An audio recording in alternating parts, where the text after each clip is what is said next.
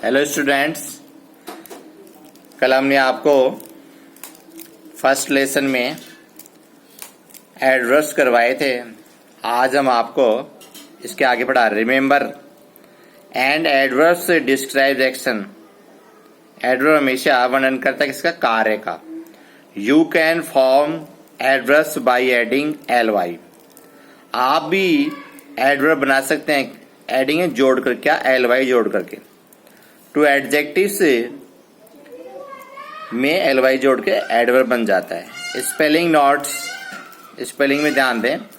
When an adjective ends in y, जब किसी विशेषण का अंत में y आए, जब किसी विशेषण के अंत में, एडजेक्टिव के अंत में y आए, तो y चेंज इनटू i, तो y को तो i में चेंज कर देते हैं। और व्हेन यू एड, फिर आगे लगाते हैं ly to form an adverb. किसका रूप में आने के लिए? किसको बनाने के लिए? क्रिया विशेषण को बनाने के लिए। तो इसका अर्थ आप समझ गए। फॉर एग्जाम्पल है एंग्री, ANGRY, तो अंत में y आए तो y की जगह तो क्या हो जाएगा? I, और अंत में लग जाएगा ly, एंग्रीली। तो एंग्री से क्या बना? एंग्रीली। नेक्स्ट इसमें अब आप भरिए। नेक्स्ट इसमें एग्जाम्पल दे रखे हैं, देखिए। Make adverb from these adjective, ये विशेषण है, इनको आप क्रिया विशेषण बनाइए। तो एंग्री अभी बनाया था, एंग्रीली। हैप्पी, तो y की जगह क्या आ जाएगा? I आ जाएगा, HAPPY, और ly हैप्पीली हो जाएगा इसका। MERRY मेरी, तो मेरी में y की जगह I आ जाएगा और ly लग जाएगा, मेरीली। स्लीपी, SLPP, तो y की जगह I और ly स्लीपीली, स्लीपली हो जाएगा। इजी, EASY, y की जगह I और ly, तो इजीली हो जाएगा इसमें। इसमें नॉइजी, तो NOIS ILY, तो NOISY, तो NOIS IL नोजिली हो जाएगा। अब TIDY टिड्डी, तो इसमें आ जाएगा TIDILY टिड्डीली। नेक्स्ट इसमें GLOOMY ग्लूमी, तो GLOOMY की जगह हो जाएगा L ग्लूमली। तो ये एडजेक्टिव से सारे एडवर्ब बनते हैं इस हिसाब।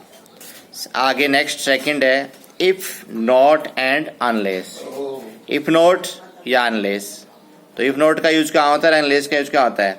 इमेजिन, कल्पना करो, that Margie's mother told her, Margie की माँ ने उसे कहा कि यू विल फेल, तुम महसूस करोगी, awful, if you don't finish your history lesson, यदि तुमने तुम्हारा इतिहास का लेसन समाप्त नहीं हो तो अवेफुल महसूस करोगी।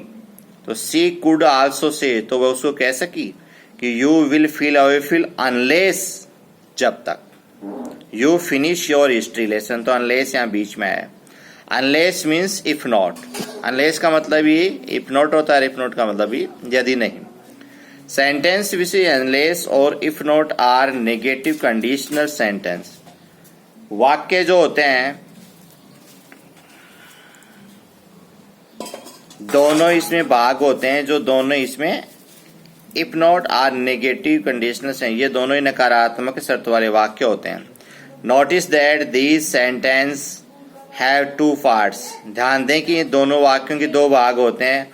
The part that begins with if not और अनलेस, दोनों ही भाग इफ नॉट से अनलेस से टेल्स में बताते हैं अस द कंडीशन, इसकी शर्त बताते हैं। कंडीशन में शर्त।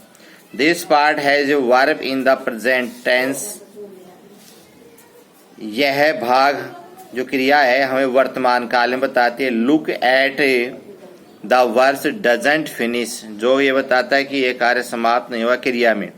और finish in the sentence above, ये वाक्य में भी समाप्त ऊपर है। The other part of the sentence tells us, दूसरे वाक्य का भाग हमें बताता है अबाउट ए पॉसिबल रिजल्ट, एक संभावना के परिणाम बताता है। कैसा परिणाम? जो संभावित हो, possible. It tells us what will happen, ये हमें बताता है क्या घटित होगा। If someone ills doesn't happen, यदि कोई व्यक्ति ऐसा नहीं करता है तो क्या घटित होगा? The verb is in the part, the verb in the part of the, the verb in the part of the sentence is in the future time. और क्रिया जो इस दूसरे भाग में होती है वह भविष्य काल में होती है। यू विल फील, तो महसूस करोगे, यू विल फील तो महसूस करोगे, तो इसका विल बताया गया है। नोटिस ध्यान दें, दिस टू सेंटेंस, दो काल again in the following example, उदाहरण देके समझाया गया। कौन से काल? फ्यूचर टेंस भविष्य काल और प्रेजेंट टेंस वर्तमान काल, दोनों बताएं। फर्स्ट है, there won't be any book left unless we preserve them. You won't learn your lesson if you don't study regularly. Tommy will have an accident unless he drive more slowly. Complete the following conditional sentence. Use the correct form of the verb. तो पहला देखो इसमें, if I don't go to Anu's party tonight, यदि आज रात मन्नू की दावत में नहीं जाता हूं तो सी विल गेट एंग्री, तो वह नाराज हो जाएगी, ये फ्यूचर में है। If you don't telephone the hotel to order food, यदि आप होटल में भोजन के लिए आदेश नहीं देते हैं तो यू विल रिमाइन हैंग्री, तुम भूखे ही रह जाओगे। रिमाइन मीन्स रहना, ये फ्यूचर में है।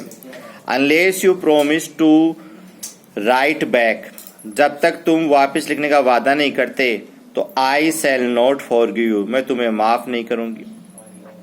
If she doesn't play any games, यदि वह कोई खेल नहीं खेलती है तो सी विल बी अनहेल्दी, तो वह अस्वस्थ होगी। अनहेल्दी मीन्स अस्वस्थ। Unless that little bird flies away quickly, जब तक ये पक्षी, दैट लिटिल, वह छोटा पक्षी, फ्लाइज अवे क्विकली, दूर नहीं उड़ता है। The cat will catch it, बिल्ली इसको पकड़ लेगी। यदि या जब ये पक्षी दूर नहीं उड़ता है तो बिल्ली से पकड़, the cat will caught it. Okay, that's all. आप इसको अपनी नोट में कीजिए, कल इसमें और बच्चे आए के आगे बताएं। ओके।